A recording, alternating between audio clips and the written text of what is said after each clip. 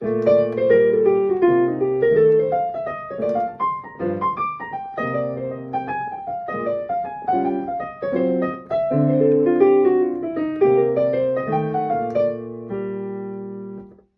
for a while now, I've been getting some requests for PDFs to go with the lessons in this series.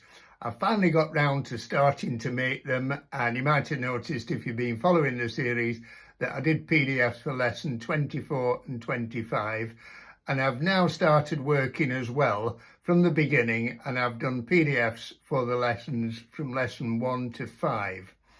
Under each of these videos, there's a link in the description to take you to the PDFs.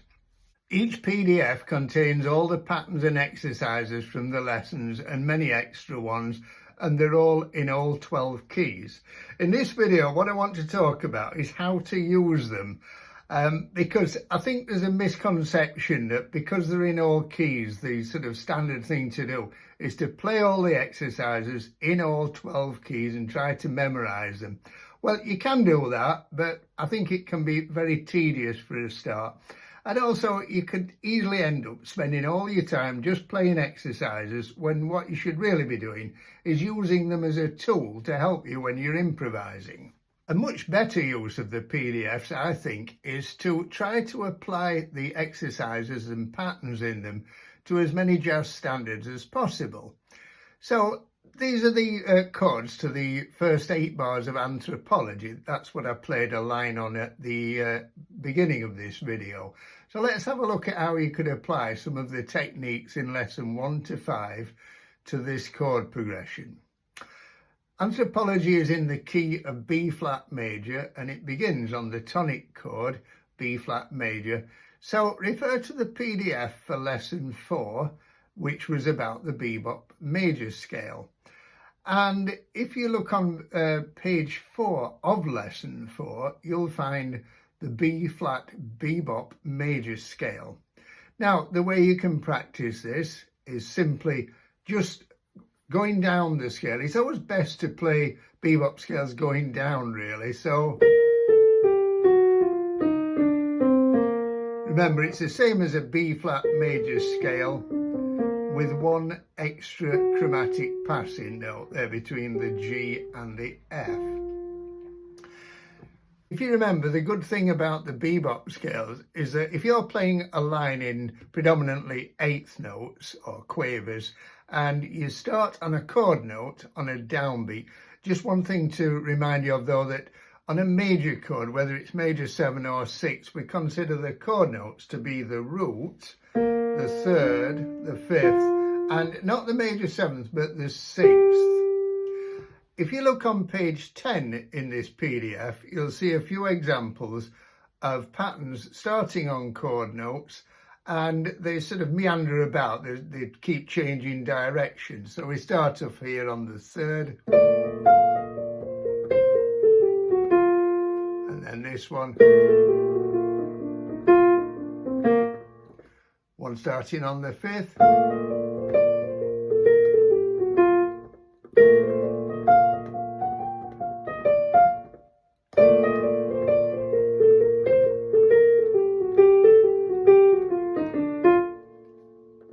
in page 14 of this PDF, there are examples of using pairs of arpeggios to improvise over a B flat major chord. And in this case, I'm using a D minor 7 chord. If you put B flat below that, you can see that what you're actually getting there is a B flat major 9. C is the 9th. The other arpeggio that I'm using is G minor 7. I put B flat down there, then G is the 6th. B flat is the tonic, D the 3rd, F is the 5th. So there are some examples of how you can use these pairs of arpeggios over a B flat major chord here.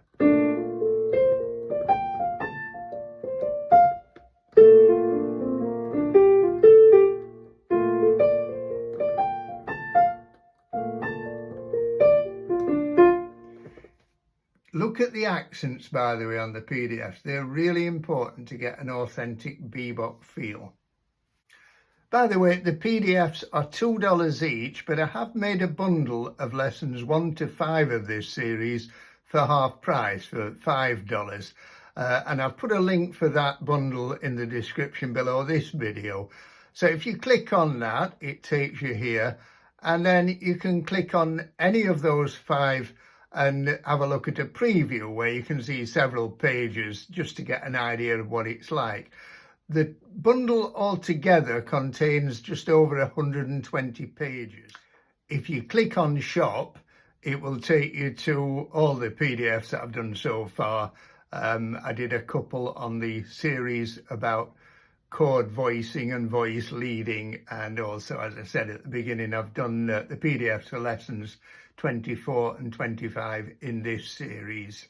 After the first bar, we get a 2-5-1 chord progression in B flat major. That's C minor 7, F7, going to B flat major 7 or B flat major 6.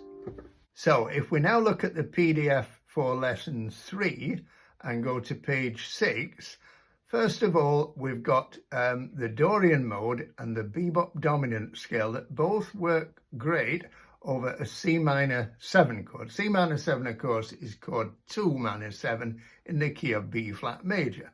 So the Dorian mode,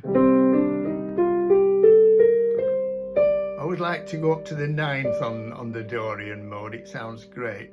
And remember that that is simply the notes of a B flat major scale, but starting on C. And then the Bebop dominant scale is the same scale that you would use on chord 5 in the key of B flat major. That's F7. So it's got that one added chromatic passing note again. Now that works great over C minor 7. Again, I would play it coming down like this.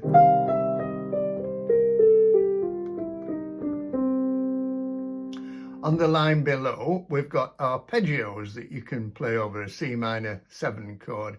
The first one is obviously just a C minor 7 arpeggio. I would say that's the least interesting of the 4 arpeggios. The next one is, that one's used an awful lot more. Starts on the 3rd of the chord. Now on its own, just looks like an E flat major 7 chord, but put C below it, makes it a C minor 9. The next one starts on the 5th of the chord. So again, on its own, looks like a G minor 7 arpeggio.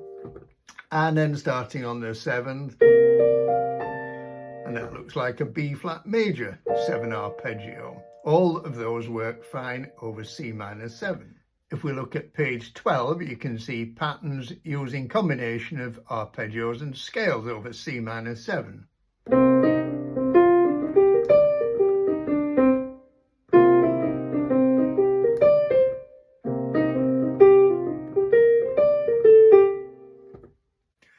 On page 15, you can see patterns over C minor 7, F7, B flat major. In other words, 2-5-1 in the key of B flat.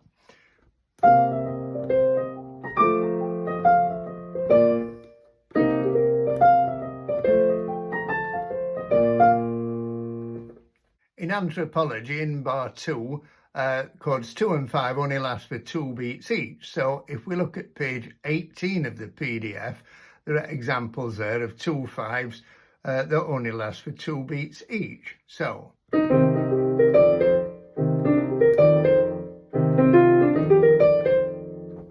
on page 30, there are examples in double time.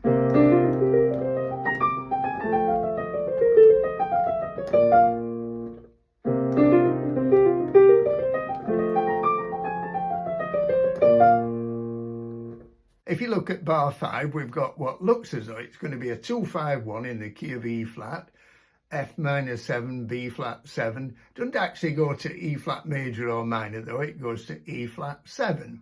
But you can use the PDFs, find the relevant pages with F minor 7, B flat 7 and practice the patterns on them. If you look at bar 7, we've got what looks as though it's going to be 2-5-1 in the key of C, D minor 7, G 7. Now it goes to C minor 7, but really the C minor 7 there is functioning as chord 2 again in the key of B flat. It's followed by F7 which is taking you back to the home key. But you can use the PDFs to practice over the D-7 G7. Now, I really believe that this is a much better way to use the PDFs, use the patterns and the exercises, and I think they'll stick in your mind a lot better this way if you apply this to lots of jazz standards. And when you're looking at jazz standards, try and analyze them a little bit. Always look out for stock progressions, chord progressions that we've seen time and time again, particularly the 2-5-1. And then look at the patterns, and gradually you will be covering a lot of keys. But I think that the patterns will stick in your mind better this way than just going through the lot, through all 12 keys. The Bebop dominant scale is great while you're playing over chords 2 and 5 because you play the same scale over both chords. But you often encounter a bit of a problem when you then go on to chord 1 because that uses a different scale, and you may well end up on a non-chord note on the downbeat.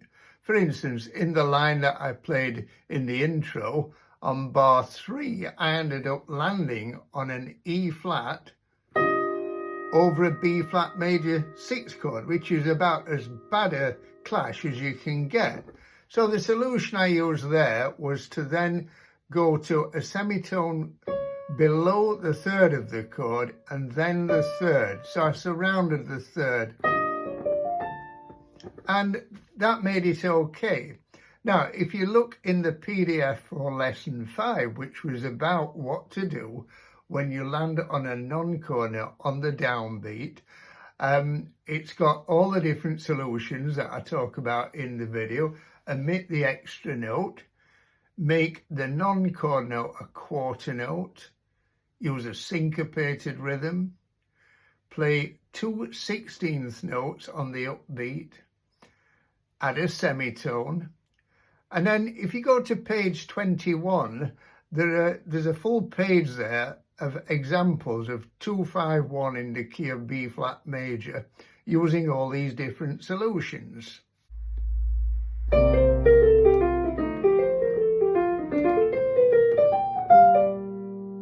And so on. Hope you found that useful. If you did, I'd be really grateful if you could give it a thumbs up. And if you haven't subscribed so far, if you could subscribe. I'm always happy to answer any questions if you want to put them in the comments below. And don't forget that the links for the PDFs are below the videos in the description. And I've put a link for the bundle for the first 5 lessons in the description below this video. Thank you. See you in the next video.